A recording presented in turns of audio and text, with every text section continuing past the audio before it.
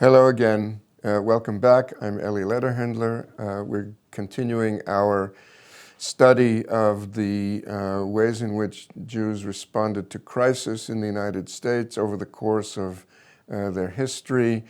And if you recall, last time we ended up dealing with the rise of pervasive forms of antisemitism in American society in the 1920s and 1930s.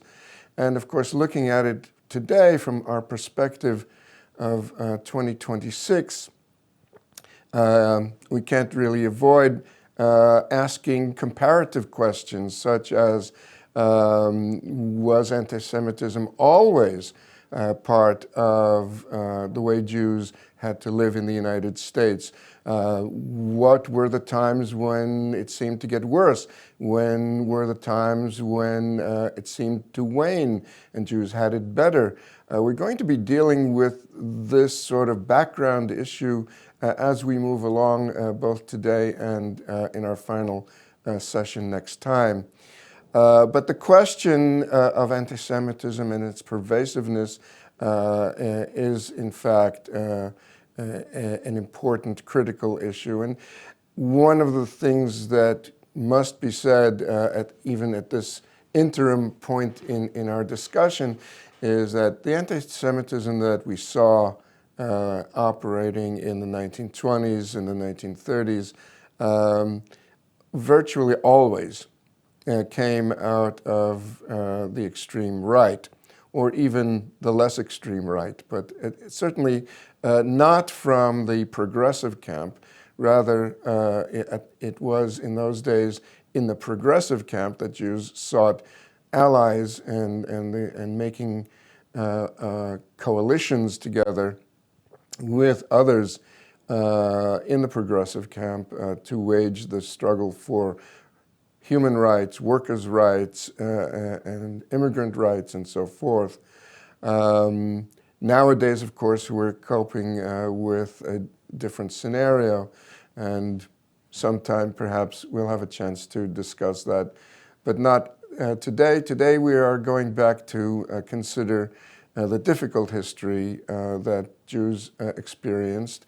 America, the Holocaust, and World War II is our topic for today. And when we deal with the period of Nazism in Germany, of course, we're also dealing with the period of the Great Depression in the United States and across the world. It was the Depression, in fact, that helped the Nazis reach power in Germany, but not just in Germany. Fascism, as a response to the economic and political crisis, had already taken over in Italy. It was going to take power in Spain.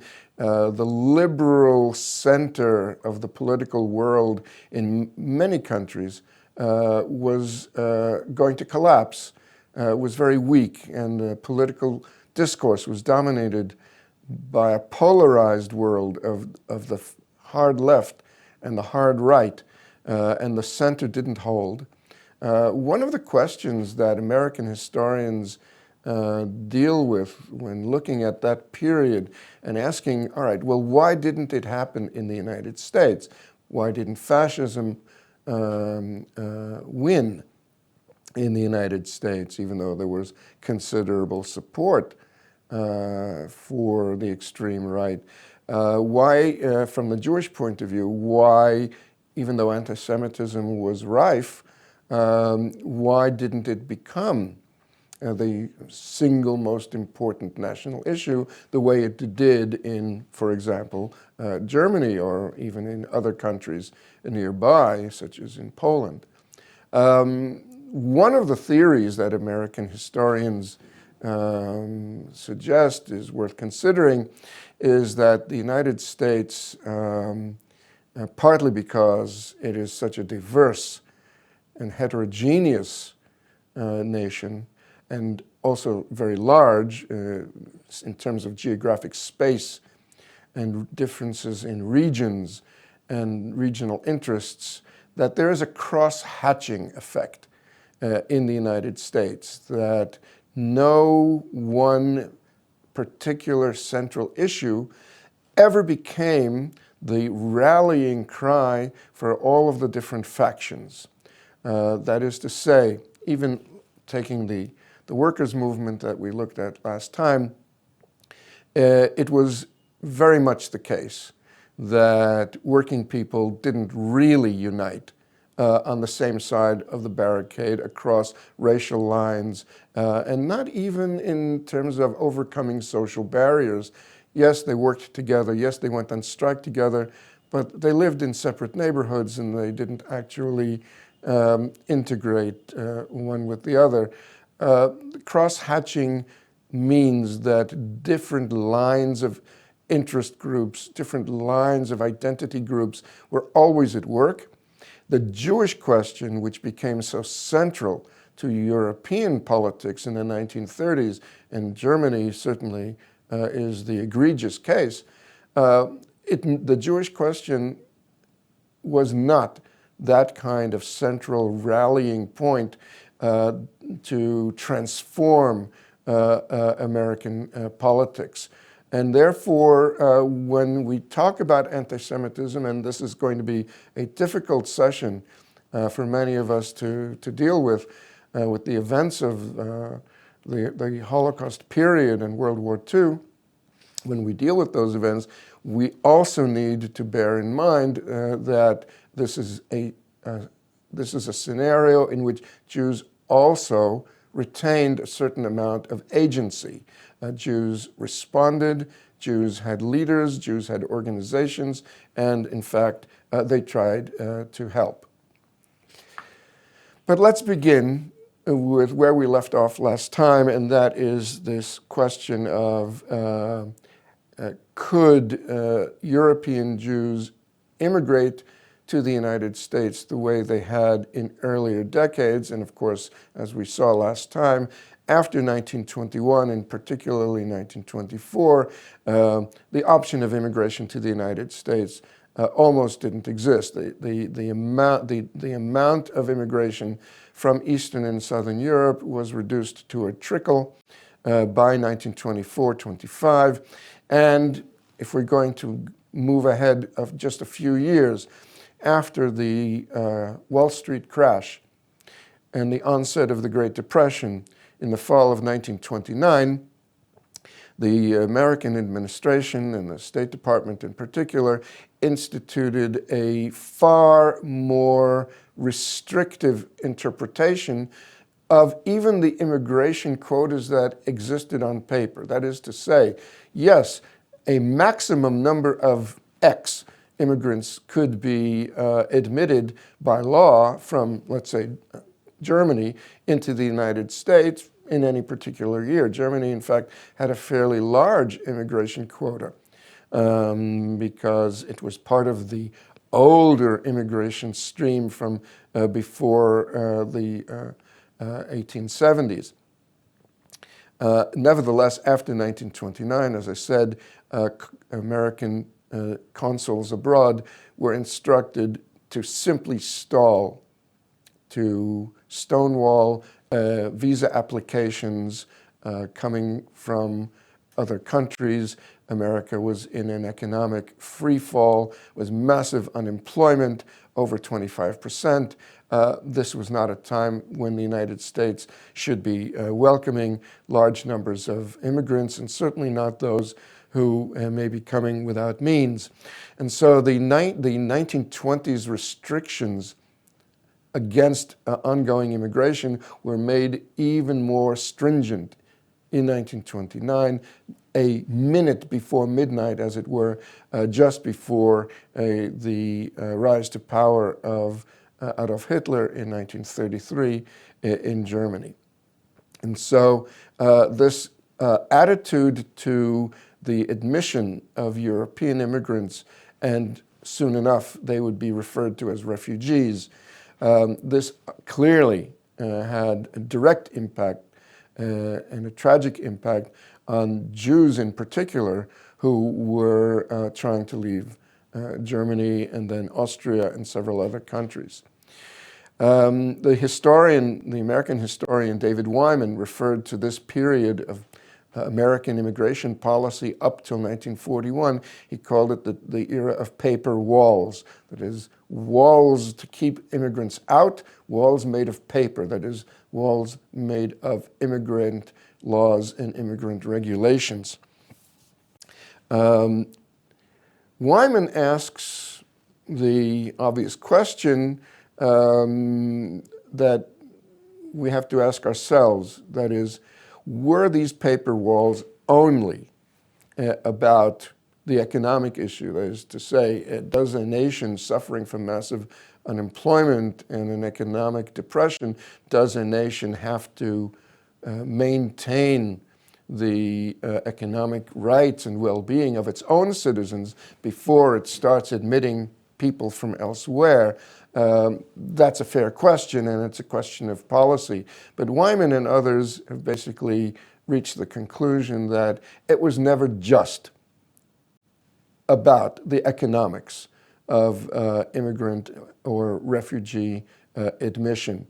It was also about antisemitism, and this is why we see Congress again and again agreeing to keep the quotas in place. Not only that, every year, new bills were introduced in Congress that would have stopped immigration totally. That is to say, no immigration quotas, an immigration quota of 0. These bills were knocked down year by year by a coalition of members of Congress and their supporters in the American public. Those efforts to knock the immigration down to 0, those efforts were blocked year after year. But what it did mean is that the struggle to keep the gate open even slightly was never a struggle about widening the existing quotas. That wasn't even on the table. That was never even going to be considered. What was being considered was, can we keep the current quotas alive, and can we use those visas in practice and not just on paper? The reason why it became clear to Wyman and others that the reasons that militated against freeing up visas and speeding up the visa application process, the reasons included very strongly entrenched ideas that the refugees who were going to be coming, if they were allowed to come, were undesirable for one reason or another, either politically or the fact that they were Jews. Economics were used as a way of explaining the restriction of immigration, but it was not the only factor by far. And it's complicated, but the one case that brings it home in a specific way was the attempt in the late 1930s by two liberal progressive members of Congress, one of Congress and one of the Senate, Senator Wagner of New York, a Democrat, and Congressman Will Rogers promoted the Wagner-Rogers bill in the United States Congress, which would have allowed refugee children to enter the United States. Why children? Because children would not have an impact, at least not immediately, on the labor force, on the labor market, on unemployment and employment.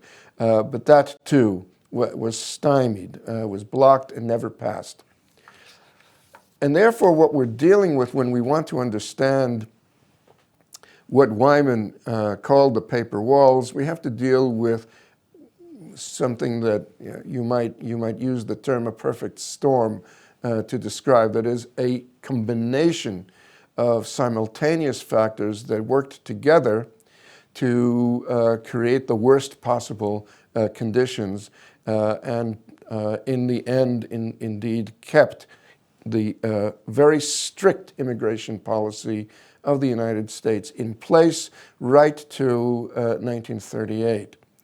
And just to review some of these factors so we have them straight in our minds, yes, the quotas and bureaucratic rigidity did play a role, especially after 1929. Yes, there were higher levels of popular and institutionalized antisemitism in the United States in the 1930s. And this, too, made it politically unpopular for members of Congress to risk their seats in Congress by potentially supporting a measure that their voters back home would not support or would exact a price from them come election day if they supported it. The White House, this becomes one of the central questions of the time. And as I mentioned to you last time, the Jewish electoral support for Franklin Roosevelt was massive. It was the highest degree of support in any sector of the American population. Well over 90% of the Jewish vote in the United States at presidential election time, well over 90% of the Jews voted for FDR, either on the Democratic ticket or the American Labor Party, which was later renamed the Liberal Party. What was White House politics like? White House politics under FDR, on the one hand, we have this image of FDR as an activist president who pushed through a raft of legislation in 1933 that had no precedent in American history. It became known as the New Deal, this program to lift the nation out of the Great Depression, to vastly expand federal employment schemes in infrastructure projects of all sorts, but also a vastly expanded civil service. The federal government became one of the biggest employers, in fact, the biggest employer in the United States under FDR and during the 1930s. And it's this vast expansion of the federal government and its role in regulating and engineering the economy so that it would bounce back. This, of course, aroused a great deal of opposition from those members of the American public who thought that the federal government had no right and no place in that kind of direct management of the economy, things that were historically meant to be dealt with by the states, by private enterprise, by the private sector of charities and so forth. All of this went sideways because of the Great Depression, and the White House found itself embattled, trying to push these laws through Congress against a rising voice of the opposition from the right, against rulings from the Supreme Court about the unconstitutionality of some of the proposed new legislations. FDR, trying to pilot the White House through this period, was loath to push the envelope of his political credit too far, because he needed to get his priorities done. Jewish refugees were not one of those highest priorities. And so when push came to shove, despite the fact that the Jews gave FDR massive support, in the end, FDR's presidential politics, his way of management at the level of the cabinet, at the level of White House, Capitol Hill relations, his method of being a president was to let things move along as well as they could, managed by his captains, that is his close cabinet, secretaries and his closest advisors trying to keep Congress in line, and Congress just wasn't being kept in line very well. I have to remind you that the Congress even passed against the president's wishes a Neutrality Act in the late 1930s, mandating that the United States keep itself out of any intervention in European affairs. And FDR was very keen on continuing to support British efforts in the 1930s and on into the early years of the war. And he was hobbled by the Neutrality Act. Therefore, the support by sympathizers who wanted to help the plight of Jewish refugees and other refugees who wanted to get out of Germany and later the entire German-Austrian Reich, support by sympathizers in the United States was never enough to overcome the obstacles. We also have to bear in mind what was going on in terms of Germany's immigration policies at the time. Until 1938-39, and even to some extent till 1940, the German political leadership under Hitler tried to promote the exclusion, if you will, immigration of as many Jews as possible, and many Jews did leave Germany in the 1930s. And yet, according to the same policy, those Jews were not allowed to take any assets with them, property, money, valuables, and so forth. All of that had to be left in Germany when they were allowed to leave. And this clearly meant that other countries were going to be unwilling to accept these penniless refugees who were coming with no assets, and a whole new set of requirements were put into play here, that the American government demanded that any refugees wishing to come to the United States provide proof that either they or an American citizen of some means guaranteed that they would not become a burden on the public purse. This led to a series of talks known as the Rubli-Schacht negotiations, Rubli on behalf of the United States, Hjalmar Schacht on behalf of Nazi Germany, talks that were held up until 1938, in which the idea was to try to find a way for Jewish assets in Germany and Austria after 1938, finding a way for Jewish assets to be banked in some neutral country, and those assets to be used to absorb some of those refugees coming to the United States in some fashion, so that the United States government would not directly be helping Hitler's government, but would be indirectly being able to remove some of the Jewish assets out of Germany for the sake of refugee absorption, and that didn't work.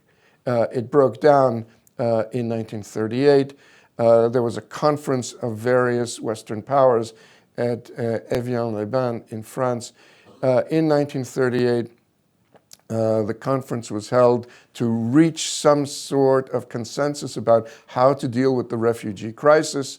In the end, the idea was, well, let's set up an intergovernmental agency. They called it the Intergovernmental Conference on Refugees, IGC.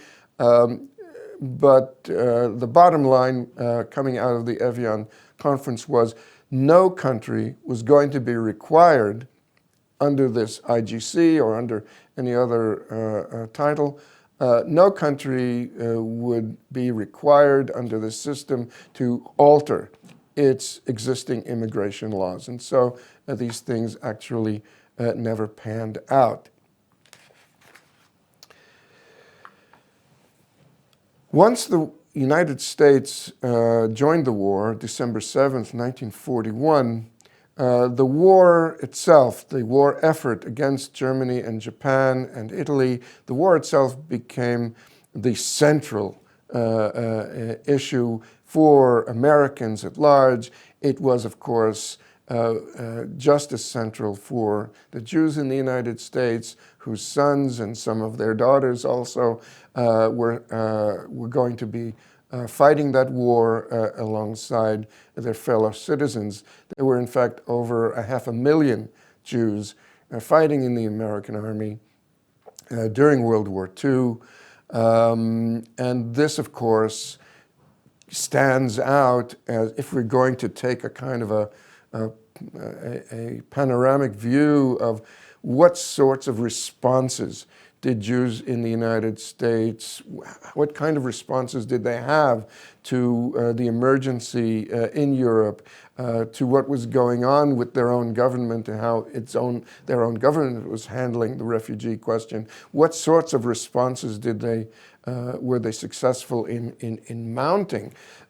Clearly, the fight, literally, the literal war against the Axis powers was held front and center. That was the main focus and the main way in which American Jews felt that they were doing their part to bring Hitler down and to put an end to Nazi Germany and to the Holocaust. It wasn't the only response. As I mentioned last time, during the 1930s, there had been efforts to rally American public opinion, sometimes with a certain amount of success. But there were other, inside the cabinet, the Labor Secretary, Frances Perkins, who was not Jewish herself, she worked hand in hand with other prominent figures in the progressive and liberal and Jewish communities, a man like Felix Frankfurter, a prominent attorney and subsequently an associate justice on the Supreme Court. Frankfurter and Frances Perkins had been working in the 1930s to overcome the paper walls, to find loopholes in the immigration quotas, to be able to maximize the number of immigrants, and particularly Jewish refugees, who could be brought into the United States, if only temporarily, on student visas and tourist visas and what have you. More important, I think, is to point to the organizations in American Jewish life that had a major role in trying to ameliorate the conditions affecting the Jews in Europe, especially in the late 1930s and early 40s. The first among them was the Joint Distribution Committee, the Joint, as it's known for short, or the JDC, first formed in 1914 at the outbreak of World War I.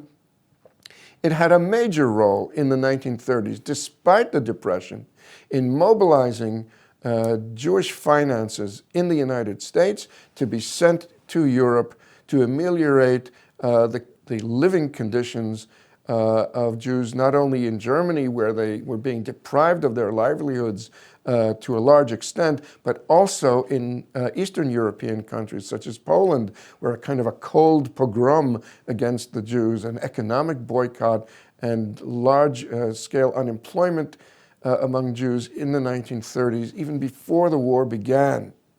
And the JDC had a major role continuing in the 1930s to funnel funds to help these Jews survive, to be able to live another week, month, year. When the war broke out, the United States was still neutral, and the JDC continued to operate, sending parcels of food and medicine into occupied Europe, even in the Warsaw Ghetto. There were supplies that were getting through to the Jews in the Warsaw Ghetto via the Joint and its allies, the Quakers and the Red Cross. So things were still happening even though the war had begun, and the Joint was very much a part of that. The other thing that the Joint was involved with in 1941 and 42 and even into 43 was backing the attempts to escape Europe in boats that had been purchased by American Jewish money and boats that were being organized either by Jewish groups in occupied Europe and or by emissaries being sent from Palestine by the Jewish community, the Yishuv, which operated a secret underground railway. It was called the Mossad La'aliyah Bet, the Institute for Underground Emigration. These boats tried to escape Europe and to arrive in Palestine. Some of them succeeded and some of them did not. But all of this is wrapped up in a financial bundle with the resources that the Joint and its ties with Jewish federations in the United States were able to raise. The question, though, ends up, of course, with the tragedy of the murder of most of the Jews of Europe. And here the question facing us is, well, what if the Allies had made rescue of the Jews one of the Allied war aims? Now, it's true that Britain and the United States issued declarations. Franklin Roosevelt and Winston Churchill issued joint declarations, first in December of 1942, and then afterwards as well, threatening to hold Nazi war criminals responsible for the genocide. But rescue itself, operational plans to rescue Jews, were never part of the Allied war aims, and today we know why. Intelligence services in London and Washington had come together in 1942 and 1943 and agreed that the Germans were liable to offer the Allies, take the Jews and stop fighting. In other words, end the war with Nazi Germany. We Germans will continue the war against the Soviet Union, which might be to your benefit. You keep out of the war, we'll give you the Jews. And the intelligence services of the Allies said, we have to prevent that situation from coming about. We cannot allow Germany to use the Jews as a bargaining chip. As cynical as this sounds and as terrible as it sounds, we have to take on board that this is in fact part of what guided policy in the United States and in Britain in 1943, when it was still possible to save some of the Jews who still remained in Europe. 1943 is really a turning point in that respect. There's a British-American conference held at Bermuda in April 1943, during the days in which in Poland the Jews were revolting against the Nazi occupiers in Warsaw and elsewhere. The Zionist movement in the United States, together with other Jewish organizations in 1942 and 43, were lobbying, using the occasion of the conference in Bermuda and its failure to offer any support or any help whatsoever. The Jewish organizations created a program, including an 11-point rescue program that they wanted to push in Washington. None of that worked. Two resolutions were being pushed through Congress in the fall of 1943.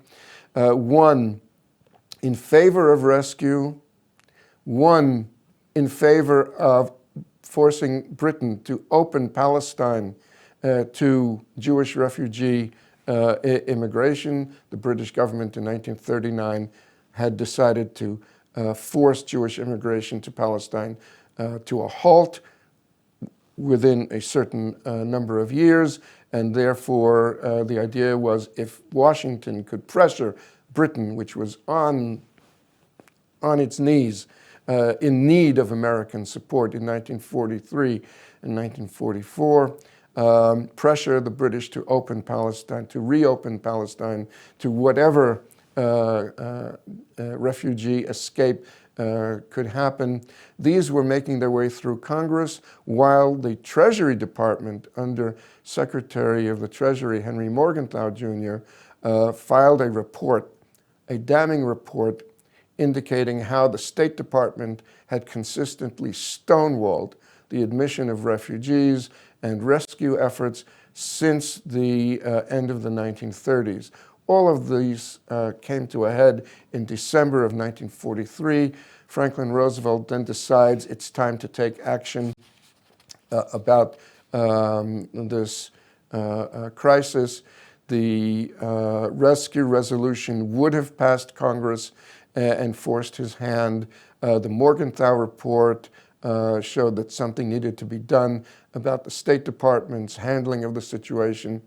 And Franklin Roosevelt decides to establish an interdepartmental body at the cabinet level called the War Refugee Board. It was established in January 44. It went into action during 1944 in trying to rescue some of the remaining Jews in Hungary, which was the only major Jewish community left that was still rescuable, as you might say, in as late as 1944. Some historians credit the War Refugee Board and its supporters in the United States with the eventual rescue of several 100,000 Jews in Hungary. The jury's still out on whether we can really credit the War Refugee Board with that success. But one thing that has to be stated, all of the funds that were used to fund the operations of the War Refugee Board and the prospective expenses to be faced in bringing refugees out of Hungary and elsewhere to rescue them, all of that funding came from the Jewish community in the United States. Once again, even though this particular crisis ends with a colossal, tragic failure that the world and even the Jews of the free world proved unable to stop Hitler in his tracks before wiping out 2/3 of the Jews of Europe, even though this is a colossal failure and there's no looking for any silver linings here, from the point of view of the historical perspective, we have to understand that Jews understood the magnitude of the crisis. They understood this was a life and death issue, and they did each one possibly in whatever way that they could, either as fighting men and women in the army or in other ways, looking for some way to respond. And therefore, the idea that some people have talked about, that Jews were indifferent to what was happening in Europe, this of course is nonsense. It didn't happen. It's false history. What happened afterwards in terms of the admission of the survivors of the Holocaust is an extension of the same story. And we'll be looking at this in more detail next time, but just to give you a quick preview, in 1945, Roosevelt was given a report by Truman. By August 1945, the president was already Truman. He was given a report about the plight of the Jewish survivors, DPs, displaced persons, languishing in camps in Allied occupied Europe. Truman decided on the basis of this report to try to push Britain to admit 100,000 Jews immediately to Palestine. Didn't happen. The United States government then instituted a certain policy vis-a-vis displaced persons. There were several laws or regulations passed in 1948, in 1950, and 1952, and we'll talk about the results of these policies next time as we look at the post-war period. Thank you.